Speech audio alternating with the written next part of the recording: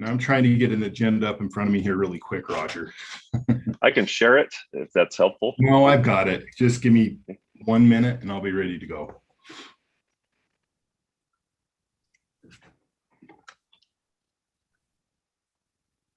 Okay, the stream is running. Yep.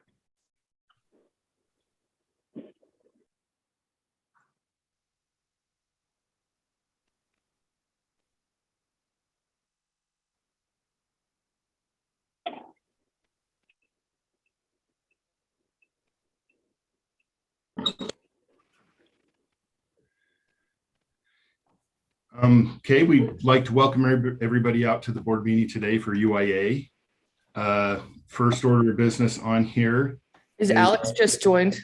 Is that Alex coming on? Sorry, Jason. I'm fine with that also. We knew that was going to happen, right? Didn't we all know? Alex was sensing a coup, and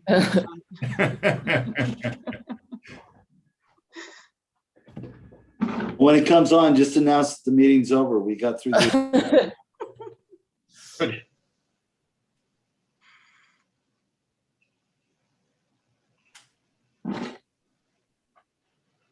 There we go. Good morning, everyone. I'm sorry I'm late this morning. It's a bunch of dollars waiting on a plug nickel. So anyway, good morning to everyone. Thank you for joining. Let's just jump right into the agenda. So the first is approval of minutes from the June 14th and the July 12th meetings. Are there any additions or deletions that need to be made to those? If not, I'll entertain a motion. This is Nicole. I'd move to approve the minutes. Okay, thank you, Nicole. We have a motion. Is there a second? Second. So a second from Kyle. Yes. Let's just do a voice vote. All in favor, say aye. Aye. Aye. Aye. Are there any opposed? Okay, thank you. Appears to be unanimous. Thank you. The next item is consideration of a resolution 2109 that approves a fourth amendment to the interlocal cooperative agreement for services between UIA and Utopia. Laurie, do you have a small presentation? This resolution amends the amounts that are stated in the resolution. The last time we amended these amounts was 2 years ago. The budget was approved with the proposed increases to the service contract fees. The management fee is 2.7 million. That's up from 2.3 million. It's about an 18% increase from fiscal year 2021.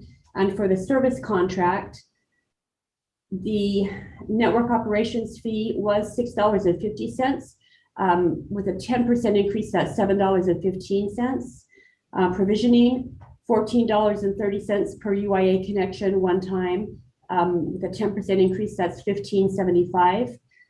Field maintenance was $1.20 per month with a 10% increase, that's $1.30 per month. And then we are not proposing a change for the shelter maintenance fee. Again, the budget has been adopted at the amounts that the amended costs would come out to be. This amendment is on the agenda for both UIA and Utopia, and if it's approved, then the chairs for each entity will sign this fourth amendment.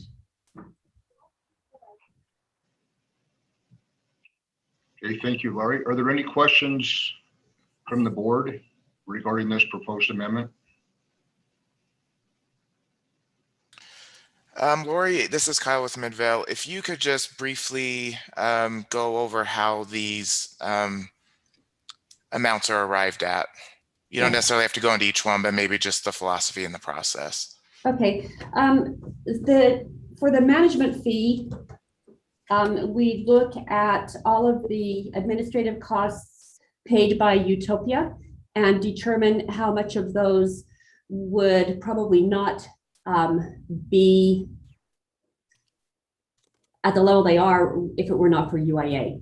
Some of that would include the additional staff as the network is expanded. Also, more time is being spent on UIA by most all of the executive team. So about 90% of those salaries are now paid for by UIA or reimbursed to Utopia by UIA.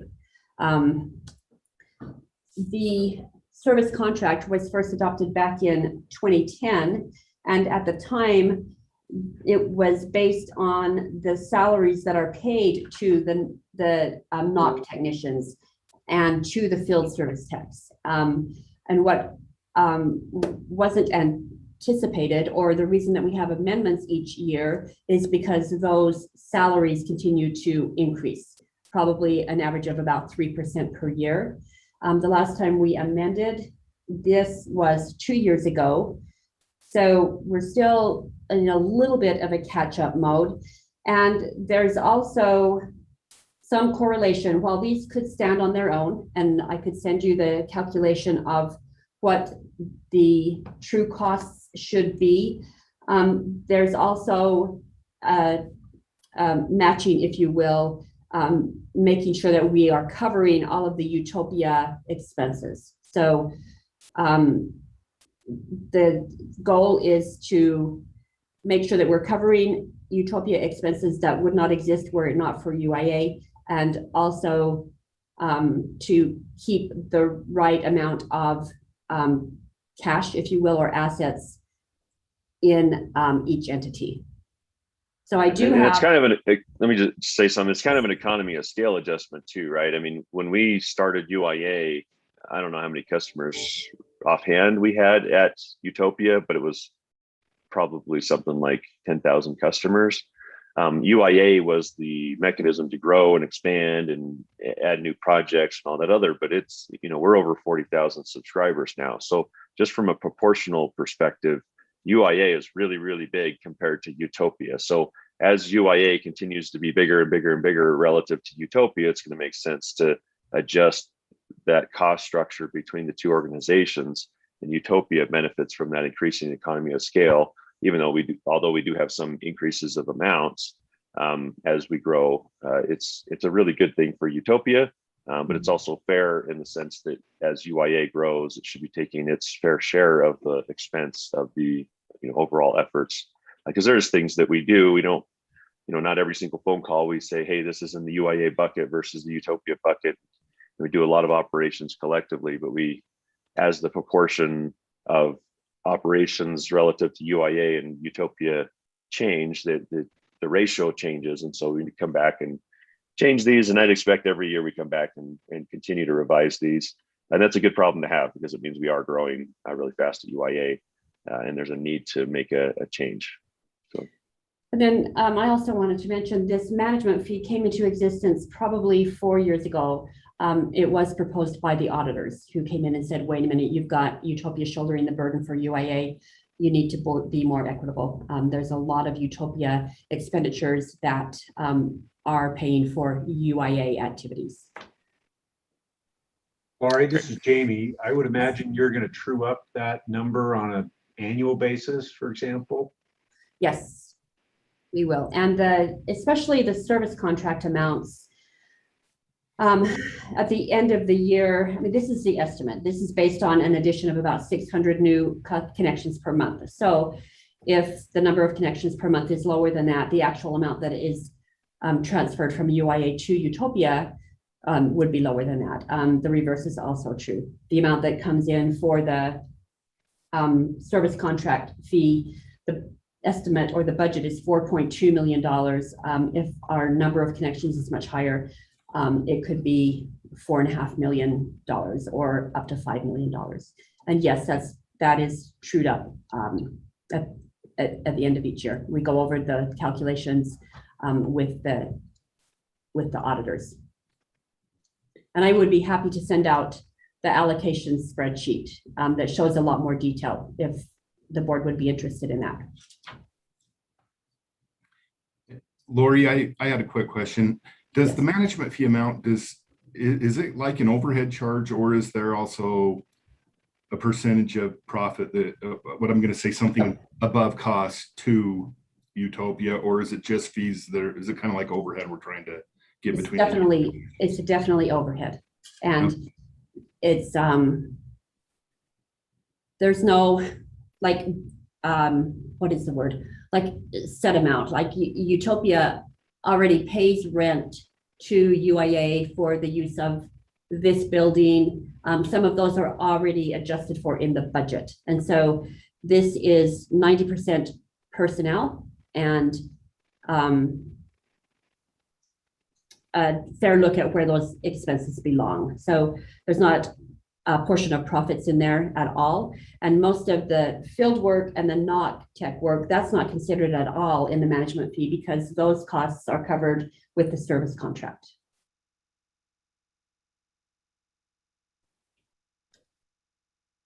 So, Mr. Chair, I'm prepared to make a motion. Okay, I very would, good. Thank you, Jamie. I would move that we approve the resolution approving a Fourth Amendment to the interlocal cooperative agreement for services between UIA and Utopia. Okay, thank you. Is there a second? Second. Is Brant. that Brant? Yep. Okay, thank you, Brant. Let's go ahead and do a roll call. Quickly, Brant, Aye. Jason, Sant, Aye. Kyle, Aye. Mayor Acerson, Aye.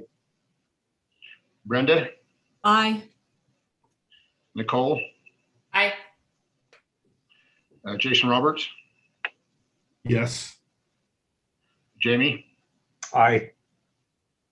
and Layton's an aye. Have I missed anyone? No. Okay, very good. Thank you. Great questions as well. Next item is a discussion led by Kim regarding the Utopia Fiber subscriber survey.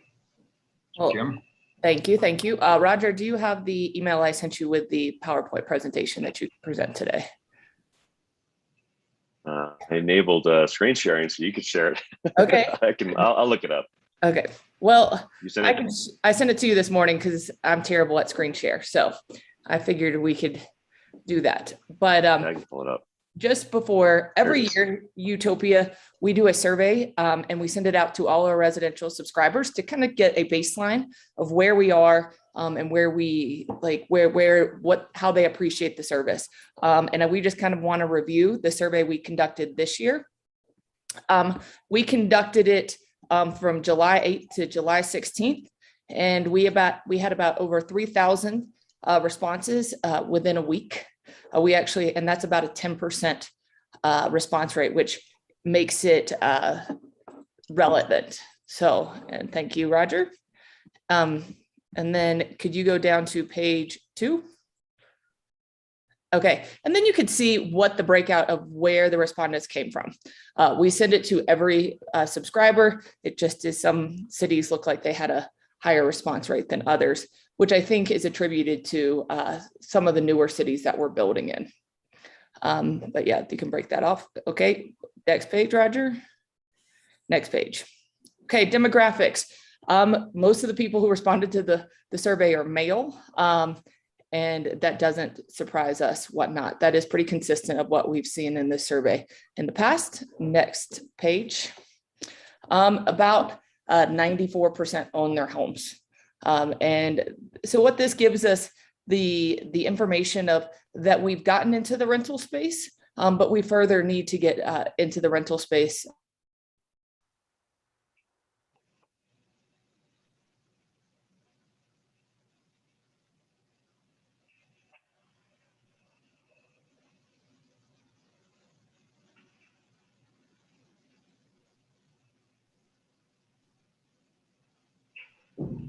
Roger, you still on?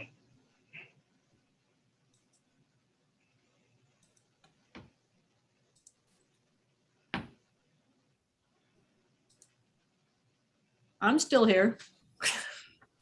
I'm still here. Yeah, it looks that like Roger's connection has died. I'm sure he's trying to get back on it as quick as possible. Okay. Oh, Utopia. I messaged Kim that we lost her. In their defense, they're out of state right now, so.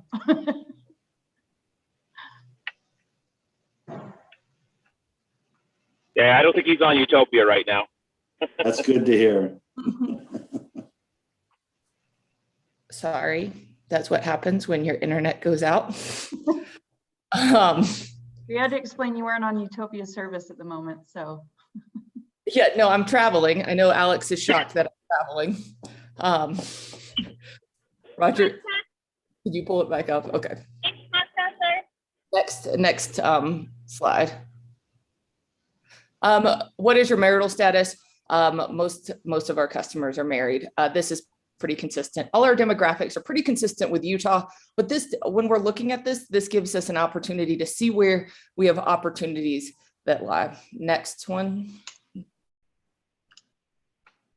And this is an interesting breakout. We have seen that in the past that we skew to a higher demographic of the people who sign up for our service.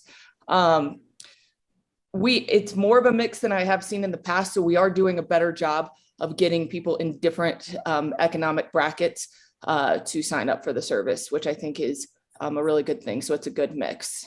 Next one. What's your age? I'm not like, I think this is an interesting slide that most of the people who responded are skew a little bit higher in age. I don't know why that is.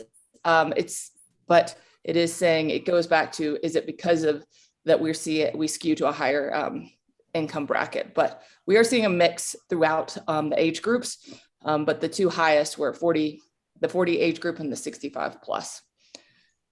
Go ahead, Mr. Timmerman.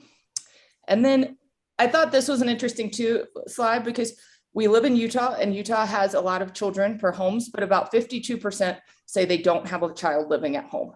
And I do attribute that to the 65 plus demographic as well. But we do check this because we want to understand when we're talking about our bandwidth, why are they using it? Because they have a lot of people living in their home. Next slide. And what kind of education do you have? Most of our customers have a graduate or undergraduate degree. So you're looking at that's half of it.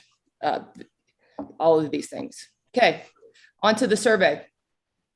How long have you been a Utopia Fiber customer? The majority of the respondents came in under this year. That makes sense. In the past year, we added over 10,000 new subscribers. But I love the last line that we still had almost 5% who have been a customer for over 10 years. So seeing that they wanted to stay a customer. Next slide. Who is their ISP? The majority of them who answered the survey come in through X-Mission. That is really in line with what we see our breakout of ISPs are as well. Next slide. This is an interesting slide because this is where we hear a lot of times that people don't need the speed that we offer, but we are seeing about an even break of about 50%, like the half of people choosing the 250 or the 1 gig service. It is interesting that we have 66 people who said they have 10 gig. We do not have 66 10 gig customers on the Utopia Fiber network. So some people just thought they had the highest speed we offered, but we would like to convert them to 10 gig speed eventually. Yeah, we definitely have a lot of 10 gig and 100 gig on the business side even, but not on the residential. Residential is just a handful. But I thought it was funny that all these people thought they had 10 gig. Moving on. How did you hear about Utopia Fiber? And I think I've talked to most of you about this. The thing that we have seen over the past 5 years we've done this survey is most of them are hearing it from you guys, the city or municipality. They trust you, they believe in you, and that's where they hear about signing up for Utopia Fiber. But this has been consistent for the past 5 years. Next slide. If you had Utopia Fiber in another location, where was it? We had quite a few who have it at business or another residence. And so we are seeing kind of the turnover of people when they move. I'm hearing this a lot, that they are searching for a home with Utopia Fiber or going to a city that they know Utopia Fiber is in. Next slide. This is what have you used the internet for? And this is pretty consistent with what we think it would say. Most is email, streaming movies, social media, everything we all use it for. We did see a uptick in working from home. I don't think that shocks anyone since the past year of being at COVID. Moving on. What devices do you use in your home? Most people use just computers. The home security and the Arlos and the smart appliances we've seen an uptick in those as well. So more people are getting out there and using the bandwidth that we provide. Next slide. What video services do they use? Overwhelmingly, people in Utah use Prime, Netflix, and Disney Plus. I'm not surprised about Disney Plus. I think the penetration of subscribers of Disney Plus in Utah is quite high. Moving on. And then this is what else do they pay for? Usually it's just cell phone and data plans, but nothing too out of the ordinary. Keep going. What are the factors in helping you decide to sign up for Utopia? And you're seeing what is not very surprising is that price and internet speed are very important of why people are signing up. Next slide. Choice of provider, I think that's what we call is one of our good value propositions, but to the consumer, it's not nearly as important as we necessarily have thought it was internally. And that's one reason we do these surveys, to make sure we're in line with what the customers are thinking. But this is one of the things of like Utopia Fiber is co-sponsored in my city, by my city. It's not when we asked this question, we got the results that some of it says extremely important, but then we ask it in a different way later down the survey, which we got a dramatically different result. So we'll get to there next. People really like that it's a fiber network. And like we all know, a lot of people sign up for Utopia Fiber because they hate big telco and how they've been treated in the past. So moving on. And then the reliability of the Utopia Fiber network is one of the reasons that we hear over and over, survey after survey is the reason people come and stay with us. Next slide, Timmerman. And then you can keep going to the next one. That was just a recap. Then we asked these statements. I am glad my city invested in Utopia Fiber, and the amount that was strongly agree was I think it's phenomenal to see that many people are really excited that the city's invested in Utopia Fiber. Next slide. And I can send this survey out after the fact so you guys can look at it in a little more detail. And I thought this is an interesting one, that people access to Utopia Fiber has improved my quality of life. And that we had 984 respondents that believe that Utopia Fiber has improved their quality of life. That is a strong statement. And I think it's something that at least surprised me, that people believe the impact that we have on their quality of life. Next slide. Next slide. Over quality of internet provided by Utopia Fiber, most people are very satisfied. We do have some people who are very satisfied, very dissatisfied, and we're going to try to reach out to those guys and figure out what we can do and why they're very dissatisfied. But yes, we're looking at it all. Next slide. Reliability, yet again, very satisfied. Most customers love it. And then we just have some who aren't. Yet again, we want to reach out to those people. Okay. And then people are saying their ability to choose from the internet service provider. They're very satisfied with that ability. Next slide. The installation process, most people were very satisfied with how we came back and we fixed anything. We had a lot of neutral, and then we had people who didn't think it was applicable, but interesting. Okay, next slide. Interactions with customer service. For the most people were very happy. I'm not really sure about the 437 who say it's not applicable, because I'm pretty sure they had an interaction with customer service at some point, but that's okay. Next slide. The speed provided, yet again, very satisfied. Keep going. I don't want to be. And then we ask this, and we talk about this as our net promoter score internally and what that means. This is our ISP's net promoter score. So what we found with this is their net promoter score is good at 49. It's not as high as I would like it to see. That means we have some work, and we're working on figuring out why some of these people are not happy with their service provider. 49 is still a great net promoter score.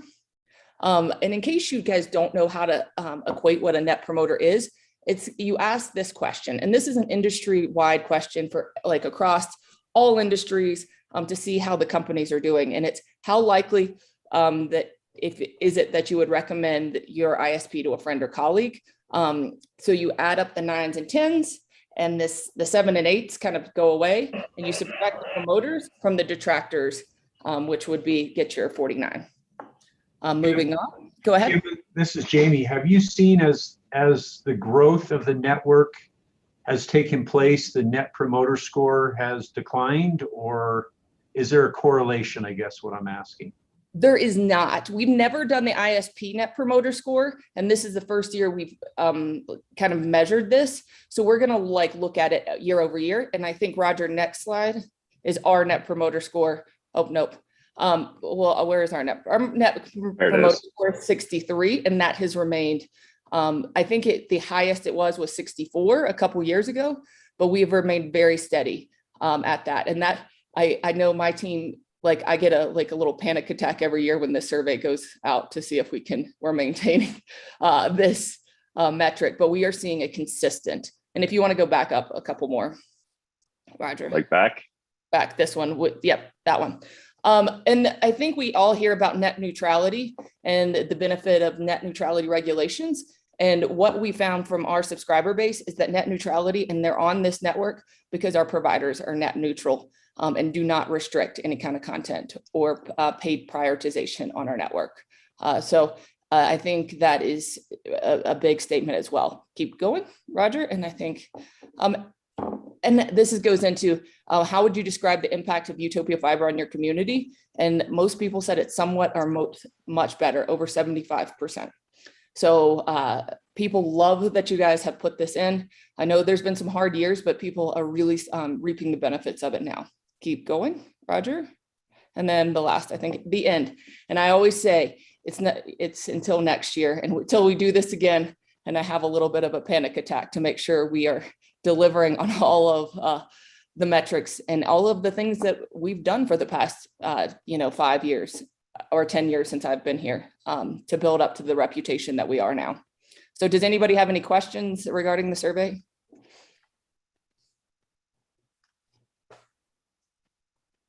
Kim, I've got a few. I don't want to take too much time, but so we did the survey internally, or was it by contract with somebody else? We did it internally. We sent it out through SurveyMonkey, but we used to do it externally. We just have saved a few dollars by doing it internally. Okay, so we crafted the questions as well. We're using some questions that when we did it externally, they helped us craft, and we've added some through the years. Okay, and then what's your opinion, Roger, as well as the staff that works with them, but what do you feel like has been the evolution, if any, of the ISPs? The network's obviously evolving and growing and so forth. Are we finding a commensurate effort on the part of the ISPs to evolve and be creative and aggressive and those kind of things? Or do we have some that are doing that and others are just standing pat, reaping what they can that falls into their laps, or what?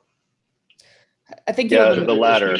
Yeah, I think you have a mix. It's some of both, right? I mean, there's some of them that are constantly like, how do we get more, a bigger piece of the pie? And they're very aggressive in their marketing and their reputation and participating in campaigns and social media and referral programs. And then there's others that are just like, well, I put my name on the list. How come I'm not getting more customers? And so they do have to put some effort. I mean, it's very competitive. We've got 15 providers on there now, Kim. And yet, even with that, there's definitely a few, as you saw from that slide, that are doing really well. I mean, we're not sharing the raw numbers of how many customers they have, just what the survey responses said, but that's pretty consistent with the the actual mix of subscribers.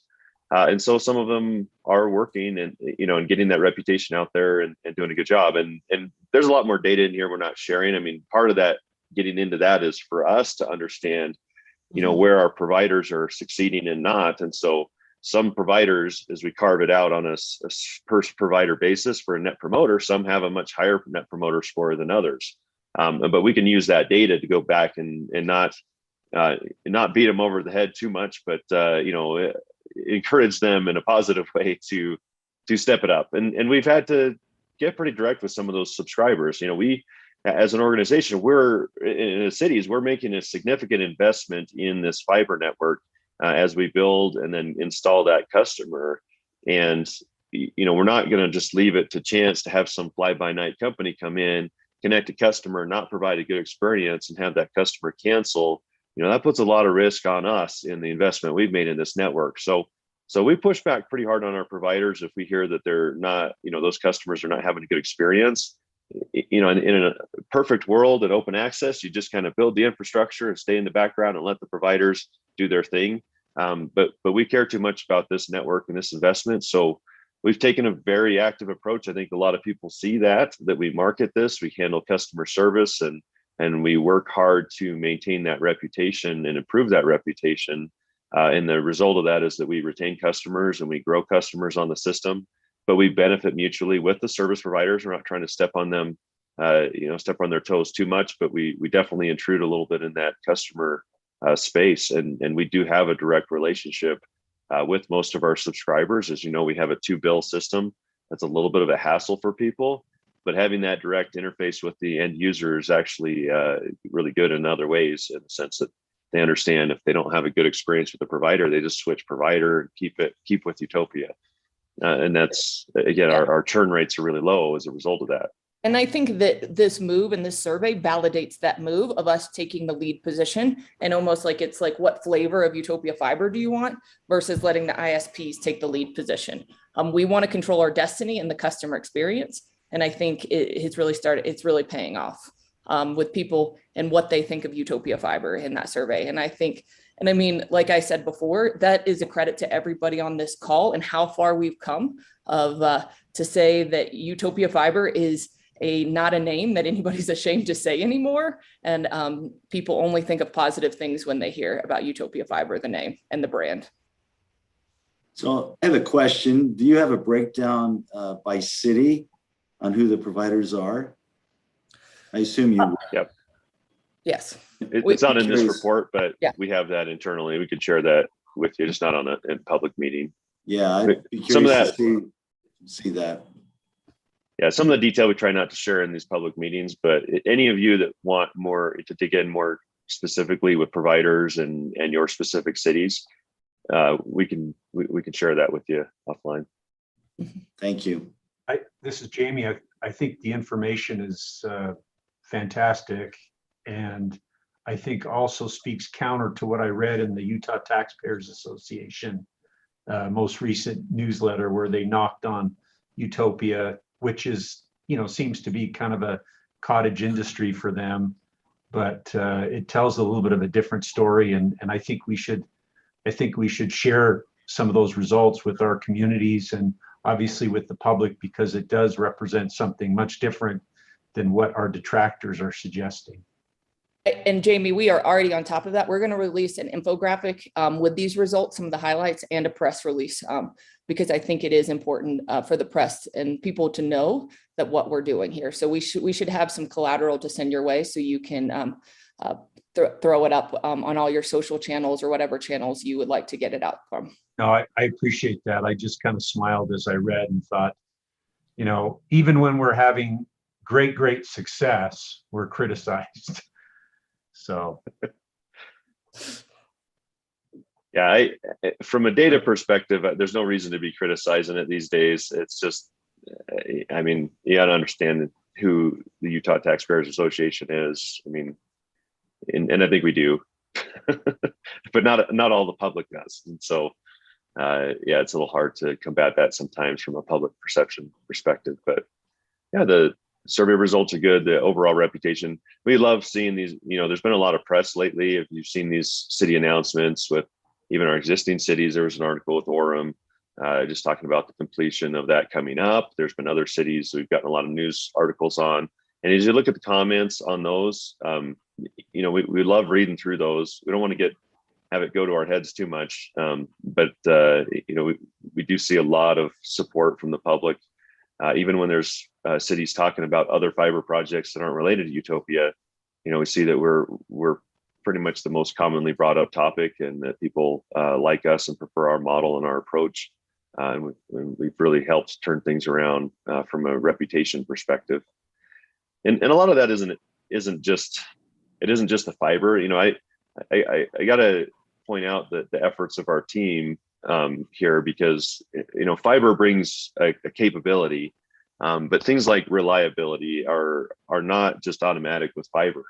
There's a lot of work on the network, how we build these networks with greater redundancies, with more hardened facilities, our response time when there's a fiber cut. I mean, there was a fiber cut with Orem City overnight, and the team was scrambling to get this resolved, and I think it was affecting 12 customers. Was that right? Anyways, it was a small group. It wasn't like it was a citywide outage, and yet from our perspective, it's scramble. Let's get this thing fixed as fast as we can. And I feel like we take a different approach to things because we feel we're owned by these by your cities and our residents. And if people are down, and we want to respond and solve that and go out of our way to provide a reliable and a good experience for customers, not necessarily if it's the most profitable thing for us as an organization. That we have other priorities. Now, granted, we do want to pay our bills and pay our debts and all of that, but there's a good team at Utopia making sure this thing is good, not just technology wise, but operationally and also from a marketing perspective. And one more thing, speaking of announcements for Midvale, you guys are completely finished, and a press release will be going out to announce that we've completely finished Midvale. So kudos to that, will be happening in the next few days as well.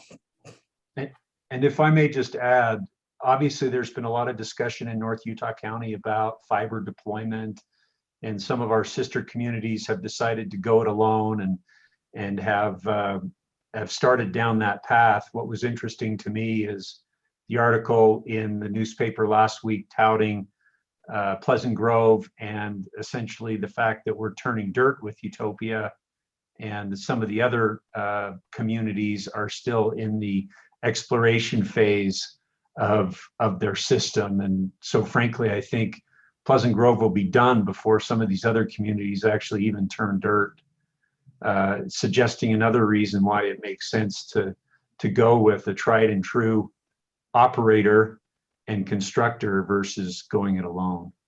Yeah, I'm anxious to see how American Fork ends up eventually, knowing the background there. Yeah, I think a lot of them had an independent mentality, but didn't realize the benefit.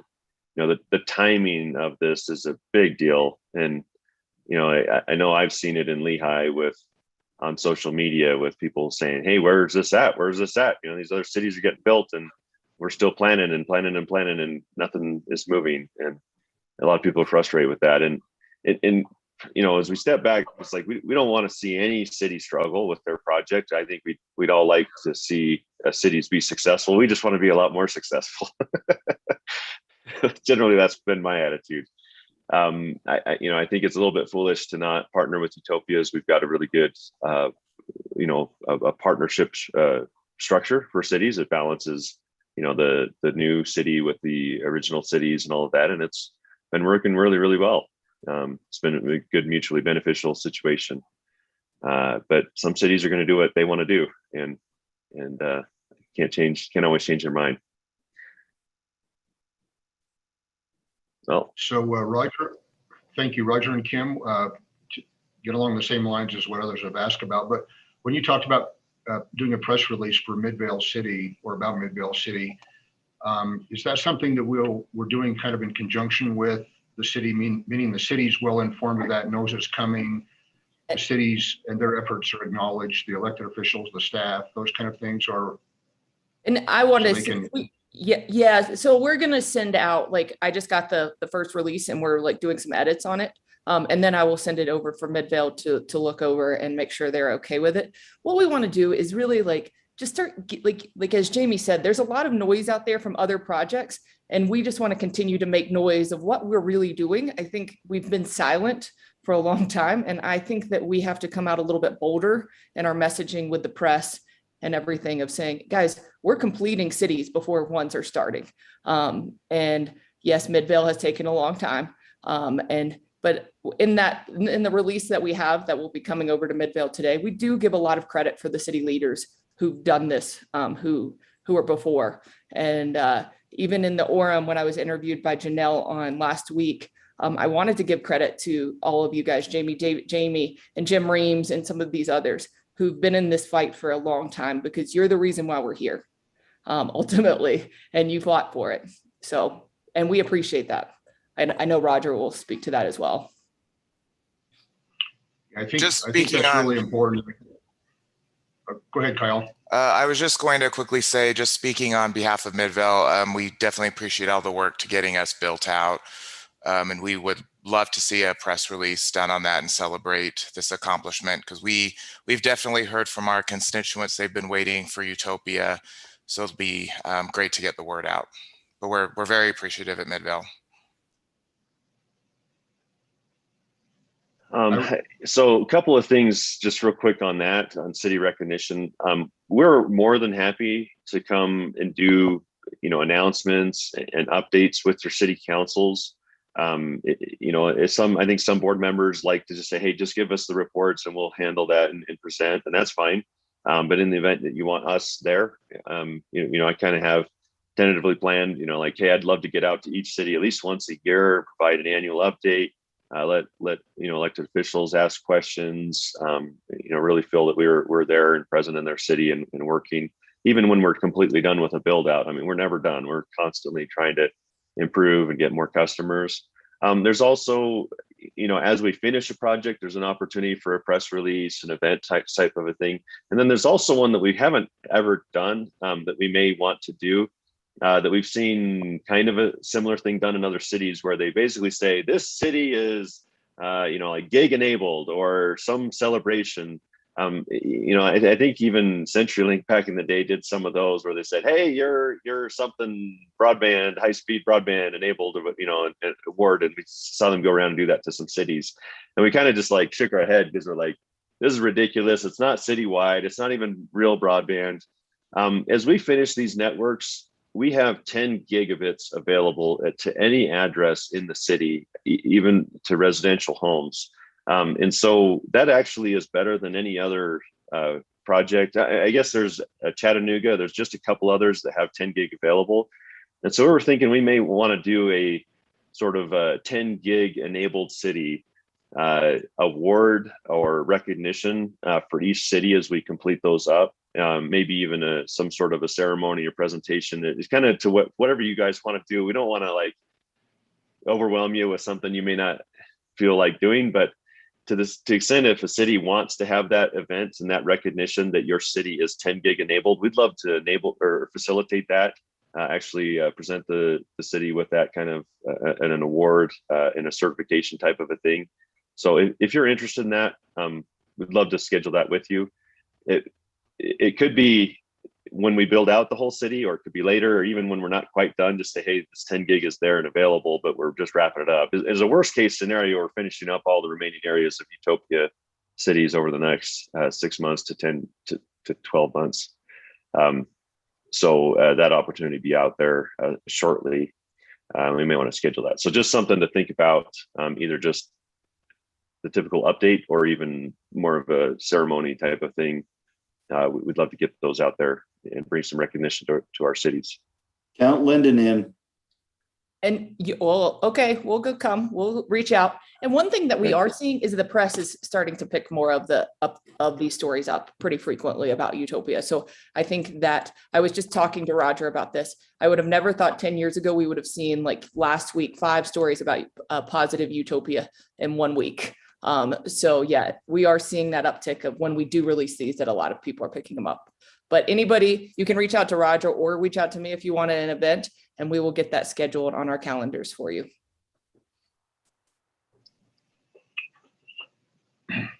Thank you. Again, one final thing, at least for me on this subject, is I tied to something Jamie said earlier. I think it would be well for us to have, and maybe you intend this already, but either a summarized packet or just the packet, including the survey results itself, that we could maybe make available where appropriate to legislative people who still may not have a clear vision of what this is all about. And also, I thought when we have inquiries from cities that are considering us versus independent or some other potential option, to have a data, I would think, especially for elected officials, to have data that shows that people, residents of communities, are saying this has made a difference in our community. We're so glad our city leaders got involved in it. That may be very helpful in providing some resistance against the chatter in the outside that, you know, we can do it independently, or we can, you know, the mom and pop operation can work. I'm not trying to be negative there, but that seems to me that would be fairly powerful data, perhaps that's objective data that says people do appreciate when their elected officials and staff look to implementing this kind of infrastructure. It makes a difference. So maybe you're already doing that, but that was a thought that Jimmy mentioned, something that made me think about that. Yeah, so Alex, with that, you helped us on a project that we did a couple months ago. And I don't know if Roger wants to show that today, but I think there is something that we could show, showing some of the things that we're working on. And I don't think we've sent it out to the board. Roger, have we? No, we haven't. So we conducted a whole bunch of interviews. Nicole's in it as well, where we got a lot of little sound clips that we pulled out of that and worked into some videos. We have a short video that's just kind of an introduction to Utopia. It's very good. Really appreciate you guys' comments and all that stuff. It's about the short video that we've used is about 5 minutes. We do have quite a few agenda items. So maybe if we want to get through the agenda items, and then if we have a little time at the end, I'd be happy to share that video. But we're expecting to have actually several different videos. We did use actually more of the extended content from Alex's interview, specifically with Syracuse City, as they were considering some of these kind of, to your point, mom and pop operations out there. And that was a big deal for them. They felt like it was a big deal to have cities recognize that this has been around a long time, that the attitude is good, that things are being very successful, and kind of helping them to make that decision from a recommendation perspective. It was very helpful. So we appreciate, those that have helped us with those videos. We'll probably do more of those over time, and get more of you involved. But it's kind of, I don't know. I hate doing those interviews. I'm in it too. It's painful. You probably feel the same way, Alex and Nicole, but we do appreciate what you guys did for us before there. All right. Anyways, if you want to get to the agenda, then we'll share a little at the end, if that's okay. Okay. Yeah. Thank you again, Kim, for the survey, and for staff and board. This was great discussion. Hope you felt like it was profitable. So very good. The next item is a financial update by Lori. Hey, Roger, are you pulling up the packet again, right? I can. Yep. Thank you.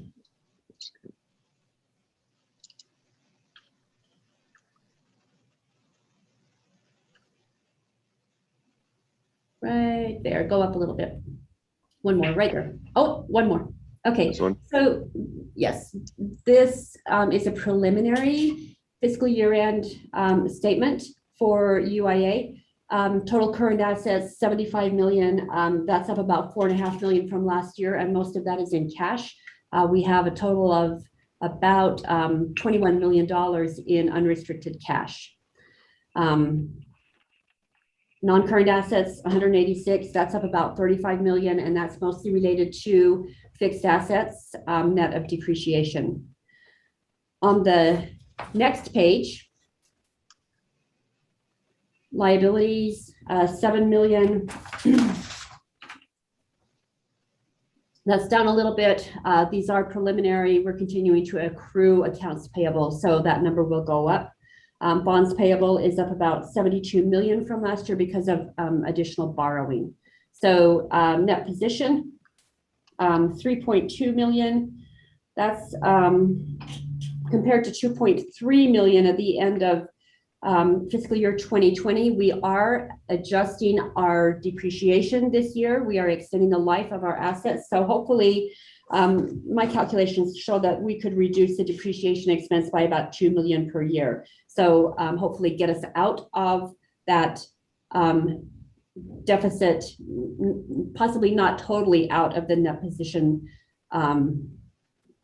situation, but closer, and hopefully work our way out of that negative net position within a year or two.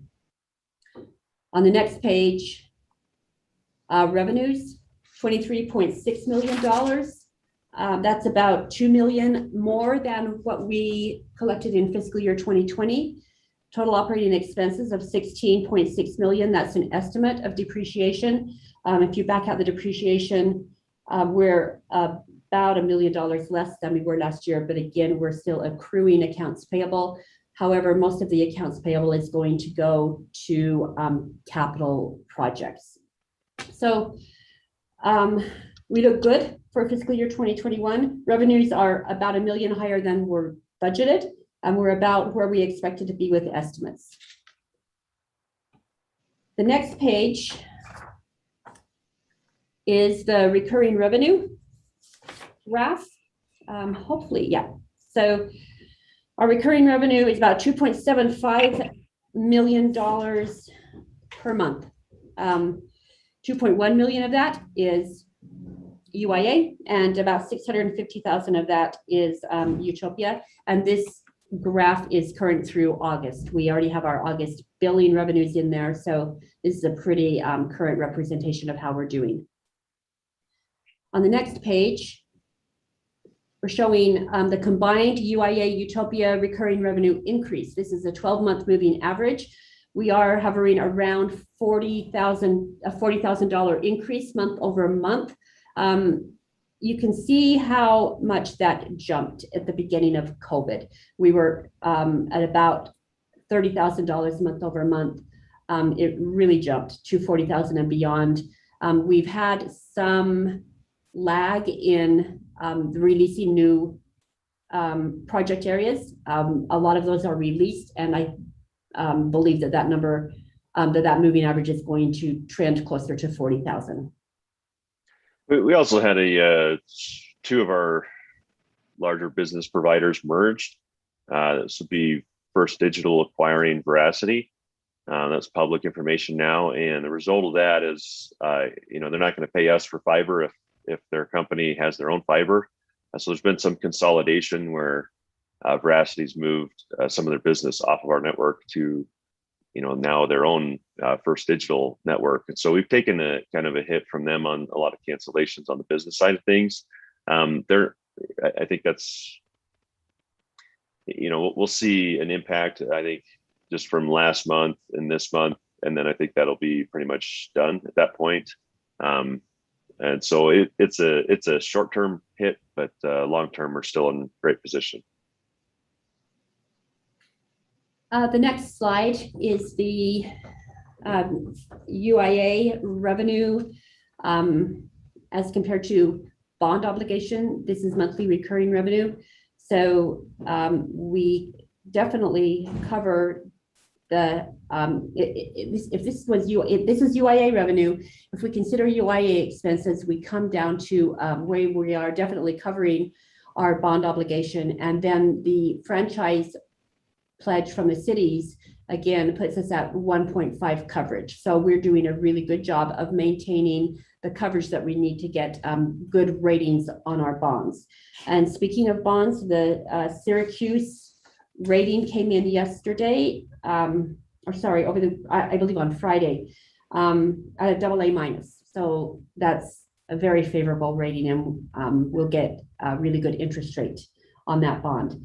Syracuse is poised to sell the week of August 26th and close in mid-September. And then just a couple of other things that I want to mention as far as the finance department. We are shifting, we are transitioning from our current pay portal to Express Bill Pay. And I know that the majority of our cities are already on Express Bill Pay. We believe that it's going to be much more efficient than the system we're using now. And we're really hopeful that the transition will be easy for those cities who already have their customers using Express Bill Pay for utilities. That transition will take place on September 1. We're also going through an insurance renewal, and we are being asked to put a lot of focus on cybersecurity. I don't know how many of your cities are currently going through that. There's a lot of emphasis on the security, the two-factor password notifications. We expect that we'll be probably spending a little bit of money to improve our security. Some of the requirements, our insurer is Olympus, and there are some things that we just absolutely have to have in order to maintain our insurance. So we're working hard on that, and we'll have everything in place by the time we need it. That's really all I have, unless you have questions. Thank you, Laurie. Any questions from the board? Okay, very good. Again, thank you. Thank you, Laurie. Next item is a update regarding the UIA network by Roger. This is just, oops, I'm sharing the wrong thing here, I think. Oh no, there we go. You guys see the charts? Make sure that comes up. Assuming you're seeing that. Okay, so this is our subscriber report. I've got to kind of just asterisk that a little bit. It's actually locations of service. And as we've done a big CRM migration from one system to another, so this reports have had a little bit of change in things as the definition for a service and a subscriber kind of change as we're in a new system. So we've tried to kind of reconcile that, but the last numbers on this are good. There's a little bit of system data migration bumps in this, and a couple of things that from imports of records from the state have also caused us a little bit of trouble, or from county records. And that's just, it doesn't affect our subscribers. We know who our subscribers are. It's just some of the take rates and availability of addresses gets a little skewed on some of that. So just see a couple of weird bumps here and there. But overall, we continue to make the network available. That's been growing strong. Number of subscribers continues to grow. We're up over 40,000 subscribers or services being delivered, but we usually call that a subscriber. On a per city basis, it's been very strong. We don't see any decreases. We're just continuing to add more and more customers everywhere. From a take rate perspective, these things jump up and down as we, add a new area that obviously increases the denominator in the math. But overall, it's been very good. We see take rates continuing to climb in all of our cities, and that's been good. You see that there's kind of a jump here. The actual subscriber numbers aren't really jumping so much as it is just the math on the take rate because of kind of how those addresses are calculated. But it's all very good. Everything is in the upward direction. We've got a couple little bumps we probably need to smooth out and figure out why the data reporting is a little weird. Again, that's just attributed to systems migrations. But I'll send out the detail here so each city can dig in and see how their cities are doing. Don't get, like I said, if there's a little bit of a bump here and there in the last few months, don't get overly concerned about that. Like this is an example here in Layton. You didn't decrease the number of addresses where you could get services in Layton. That doesn't make sense. But the subscriber numbers have obviously been very, very strong in Layton, as they have been in many of our cities. So anyways, I'll send out this report. Because of those data swings from migrating from system to system, we haven't been sending this for the last few months, just trying to get all of those things corrected. But it's very good. We love having 40,000 subscribers. I mean, you look back and say we were at, 13,000 or so just about 5 years ago. And so most of the customers, to Kim's point earlier, most of those customers on the network have come on just in the last few years. The growth's been phenomenal, not just in new city partnerships, but you say, where are those numbers? Most of those customers are still coming on in our member cities. The new partner cities, they're good. It's a good model, but they're not nearly as big as our member cities, and are not yet making a huge impact in the overall number of subscribers, but are beginning to. These new partnerships have been increasing in size. Morgan was about 1,500 homes. West Point was about 3,500. Clearfield is about 10,000. Pleasant Grove is about 10,000. Syracuse is about 11,000. So we're starting to see some of these larger new city partnerships. And we'll really see a lot of subscriber and revenue growth coming off of those partnerships over here over the next year or two. And so with that, things are going well. We broke ground in Pleasant Grove, and we're growing. Clearfield has now had several footprints released, and so we're seeing customer growth there. We're not yet done with that build out, and so that'll wrap up over the next few months into the end of the year, with these other Syracuse and Pleasant Grove just kicking off, and any remaining areas of the original Utopia cities will get wrapped up over the next 6 to 12 months. It's an exciting time. We need to have some sort of celebration. It's been a long time coming. You guys have all been very, very patient with us, but we've been working really hard to get this project done. And with all that growth, the revenue, you can see that, having the $2.7 million a month in recurring revenue is significantly more than what we used to have just a few years ago. Again, we got to address that depreciation and other things like that. But financially, it's we are in really good position, even though the way the accounting of that works, it kind of holds us back a little bit on the depreciation.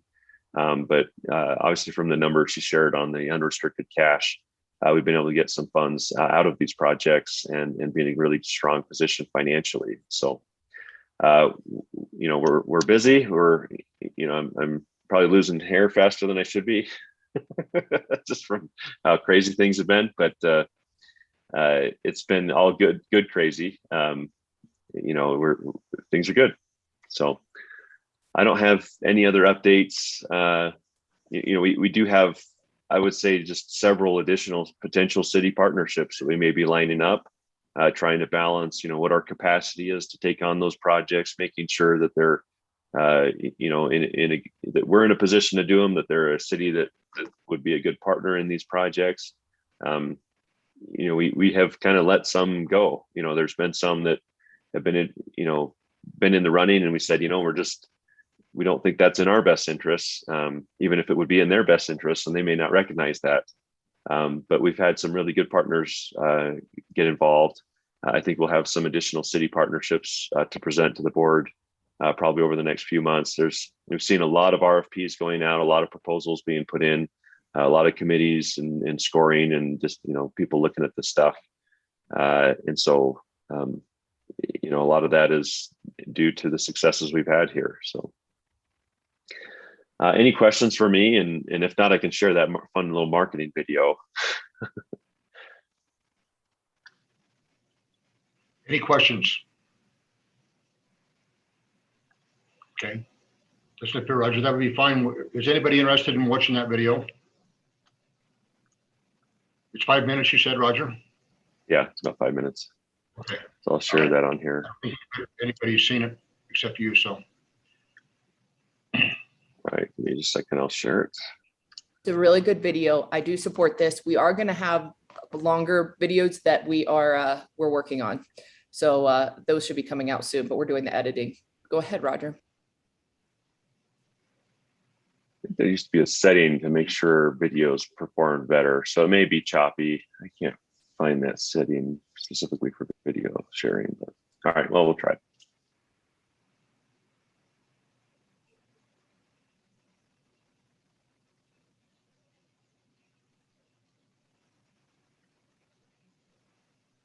Roger, we can't hear it. Oh. You're not hearing the audio on that, huh? Mm-mm. Well, I was hearing it. Could you send out a link that we could? I'll send out the link, and then maybe you just watch it on your own. I'm not. Oh, here we go. Optimize for video clip. All right, it's gonna work this time, I think.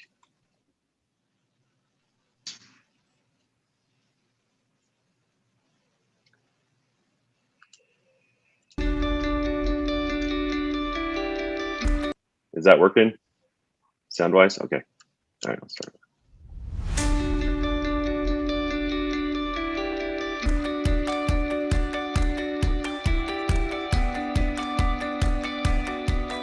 Part of the reason that we endeavored to do this was because we recognized that the private sector was not going to adequately serve our city. This was something that the cities initially did, not because they wanted to, but because they had to. Nobody was investing in infrastructure. We tried to do some partnerships. The providers at the time were not interested in even sharing conduit with us. And it's not because they're bad and government's good, it's because they don't have the financial interest to do it. With a fiber network infrastructure, it takes 20 years to get a payback on that. I've done all the numbers, and really the best way to do that is by providers coming together and using that fiber infrastructure on a wholesale basis. And the best people to provide that are the cities, the same way they do the streets and the airports. Fiber networks are much like road networks. Fiber has become and will continue to be an essential piece of infrastructure to your community. Having the open access network is also a very important thing from a municipal perspective because it gives your residents choices. Previously, our speeds, if we were lucky, we would get like 2 to 10 megs. I was paying for 3-4 different internet connections from the same provider to just be able to get more, and it would constantly, one would go down, so we'd jump on another one, then we'd jump onto our cell phones and be tethering. Yeah, it was a constant battle. So before Utopia Fiber, the internet situation in Woodland Hills was a little bit tough. And the wireless wasn't bad on the download, but it was horrible on the upload. The upload is where I saw a remarkable difference because it went from, upload, go get lunch to upload, oh, I can work it again, and then I just start in on the next project. There are all sorts of applications that Utopia Fiber brings to a city.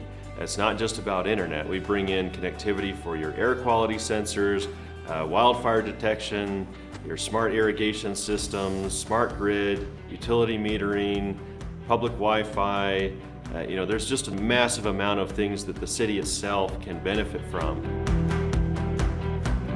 A great example of our economic development success was our ability to secure Hexcel Corporation, now Northrop Grumman, which is the largest carbon fiber producer in the world. They came partially because of our availability of fiber, and they've stayed due to that network. When this first started, there was a lot of negativity, a lot of concern about government getting in. Today, everything we hear is positive, and the biggest complaint is, how come you didn't get it to us sooner? And I still don't have what I wanted immediately. All the negativity has gone away. This system works, and I've seen systems all over the country, municipal systems, fiber systems, and Utopia is really unique in the way it does it. It makes sense to do an agreement with Utopia because it's a partnership which isn't picking winners. You have one entity that you can make an agreement with to do all of your infrastructure, and then you let the internet service providers compete. It's worked out better than we could have anticipated.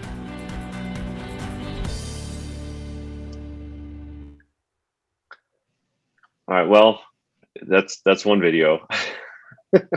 We did a lot of interviews, and we may want to do some more with some of you that we haven't harassed yet.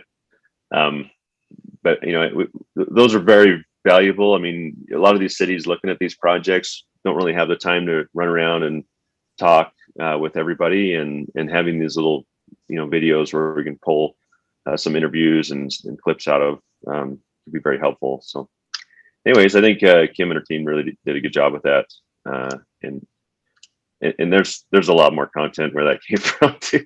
Probably have a lot more in the pipeline, but we'll send links to that in case you want to share it. If you want to volunteer, like, hey, I really want to be in one of these videos, And if you have any resident or anybody else who wants to be part of them, let me know as well, because that was a little bit of a challenge of somebody wanting to be on camera. But yeah, if we would appreciate any support because we're going to push a lot more of these videos out in the upcoming months and years. That's all Very I've good. got. Thank you.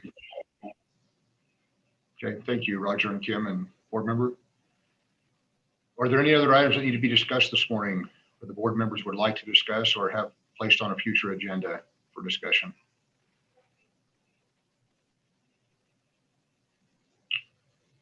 Okay, well, very good. Again, thank you for your participation today and your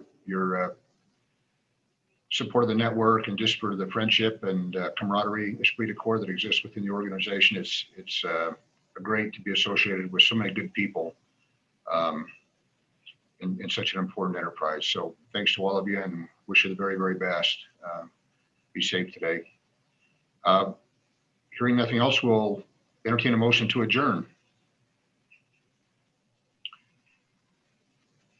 I'll make that motion. Or else, okay, thank you, Jason. Is there a second? Second, Jamie. Okay, thank you, Jamie. All in favor, say aye.